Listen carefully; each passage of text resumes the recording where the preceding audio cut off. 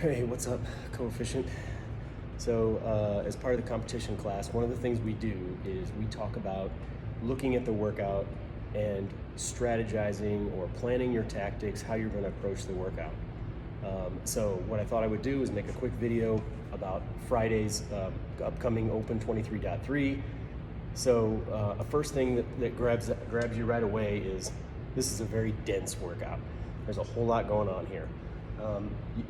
The important things are there's a 6-minute period where you have 6 minutes to complete the first 2 segments of the workout, and I'll talk about those segments in a second. If you make it in 6 minutes or less, they add 3 minutes to the time. You keep going, you don't stop, and you have another segment of the workout. If you make that in under 9 minutes, you add another segment to the workout. So this is one of those open workouts where classically they do this to us. If you make it to the time cap, you get more work. You get rewarded with more work. So let's talk about the elements of this workout. So in each one of these segments, you start with a handstand movement. So in the first 6 minutes, you have 5 wall walks, 50 double unders, 15 snatches, followed by 5 more wall walks, 50 more double unders, and 12 snatches at a higher weight. So the barbell's gonna go up as you progress through this workout. The first thing is obviously the wall walks. You gotta think about how you're gonna get these 5 wall walks done. 5 is not a terrible number, but they're gonna be tiring, right? So then the 50 double unders. If double unders are a challenge for you, you're gonna wanna break these up appropriately. You may be forced breaks, or you plan your breaks, like do 10 at a time or something. Then you get to the 15 snatches at 95 pounds.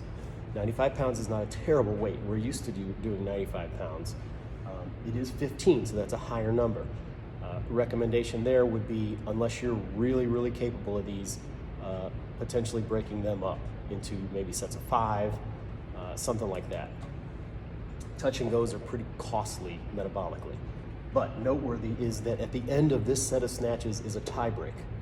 So there's gonna be a lot of people that may only make it this far because of the wall walks, the double unders, maybe the weight on the snatches.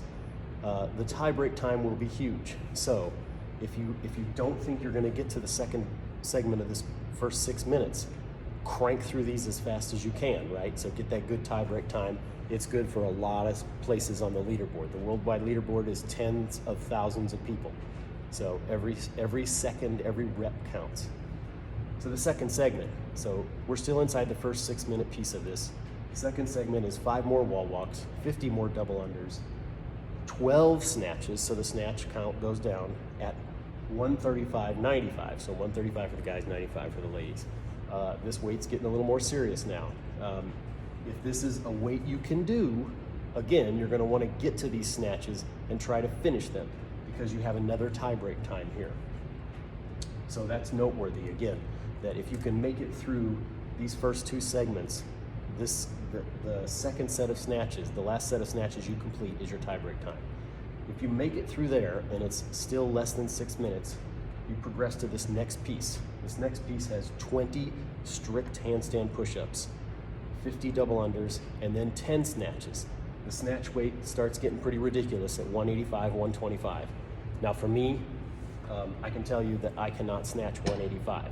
So I'm gonna be looking at this workout like, how far can I get into these strict handstand push-ups and or double unders, and how good of a tie break time can I get? So the strict handstand push-ups for me are going to be 1s, 2s, 3s, maybe, right? So they're gonna be, it's unlikely that I'll finish the 20. So I'm gonna break those up right from the start. I'm gonna just try to get them done. Everybody's gonna have a movement like that in this workout. You're pretty much guaranteed to hit something that you have a lot of trouble with. The next set of 50 double unders is not a huge deal, but your shoulders are gonna be pretty smoked from all of these handstand movements and then the strict handstand push-ups right before that. If you make the 185-pound barbell, you're better than probably 90% of the world, and you can get even one snatch at 185, you're probably gonna be in the top 10%. So you don't need any more coaching beyond that. So again, what I would say is think about these wall walks.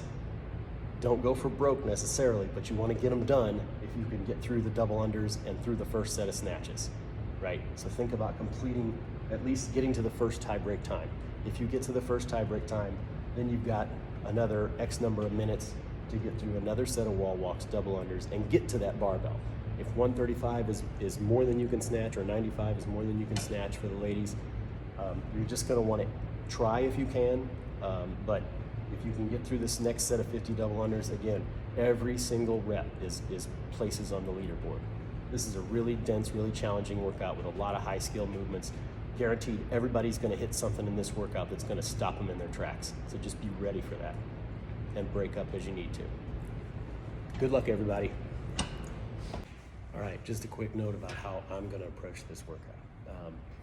For my age group, the 55 plus, we get a pretty good break on both the barbell and the movements. Like I don't have to do the strict handstand push-ups, I can kip those. I may end up trying this RX as written here. And so if that's the case, I can tell you that the strict handstand push-ups are gonna stop me in my tracks. I can do a few of them on a good day. So, so my plan is to get through this first 2 segments as quick as possible. And here's how I will do that. The 5 wall walks, no big deal. I will crank through those really quick, trying to keep consistent steps on the way up and the way down. The 50 double unders should be unbroken. The 95-pound snatches, I will probably touch and go that. I will probably not drop the bar, at least for 10, maybe for the full set of 15, depending on how it feels. That is something that, I'll touch on it here in a minute with the singles versus touch and go. The next set of wall walks, again, no problem. 50 double unders should be unbroken. Now, the 135 snatch. Those, I can touch and go that, but it's almost counterproductive at this point, because I touched on it before, it's metabolically very expensive to touch and go. That eccentric movement, lowering the weight back down to the floor, takes a lot of energy. With a 135-pound barbell or a 95 for the ladies, that bar is not gonna bounce. So, especially with the bumper plates we have here. Snatch, drop, pick it right back up. Don't step back from the bar, snatch, drop, take a breath, pick it right back up. You can get through, I can get through the 12 in a pretty quick order, not quite as quick as touch and go, but pretty damn close. So that was my recommendation on those snatches. If that's a challenging weight for you, whether it's the 95 or the 135 or the 185, if you're that good, dropping the bar on the snatches is something that it buys you a little bit of fatigue, a little bit less fatigue, and it doesn't really cost that much in terms of time. Like you're better off going unbroken on the double unders and then grabbing that bar and just hitting a single or 2 instead of going unbroken on the double unders and then standing there with your hands on your knees, huffing and puffing. So dropping the bar on the snatches is a good idea. Yeah, just wanted to touch on that, how I was gonna approach the workout with my limiter of the strict handstand push-ups.